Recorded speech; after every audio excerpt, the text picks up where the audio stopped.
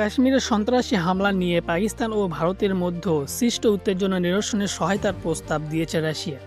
দেশটির পররাষ্ট্রমন্ত্রী Sergei Lavrov রোববার পাকিস্তানি পররাষ্ট্রমন্ত্রী ইসহাক দারের সঙ্গে কথোপকথনের সময় এ প্রস্তাব দেন।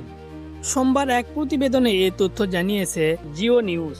ইসহাক দারের সঙ্গে ল্যাভরভের কথোপকথনের কথা উল্লেখ করে মন্ত্রণালয় এক বিবৃতিতে বলেছে, নয়াদিল্লি ও ইসলামাবাদের মধ্যে উত্তেজনা কমানোর জন্য বিশেষ মনোযোগ দেওয়া হয়েছে। টেলিগ্রামে পোস্টে এক বিবৃতিতে রাশিয়ার পররাষ্ট্র মন্ত্রণালয় বলেছে, গত 22 এপ্রিল কাশ্মীর উপত্যকার পেহেলগাম এলাকায় সন্ত্রাসী হামলার ফলে নয়াদিল্লি ও ইসলামাবাদের মধ্যে সৃষ্ট পরিস্থিতির রাজনৈতিক সমাধানের জন্য মস্কো প্রস্তুত। এর আগে ভারতীয় পররাষ্ট্রমন্ত্রী এস জয়শঙ্করের সঙ্গে ফোনালাপ করে রুশ পররাষ্ট্রমন্ত্রী। সেদিনও দুই প্রতিবেশী দেশের মধ্যে মতপার্থক্য নিরসনের আহ্বান জানান।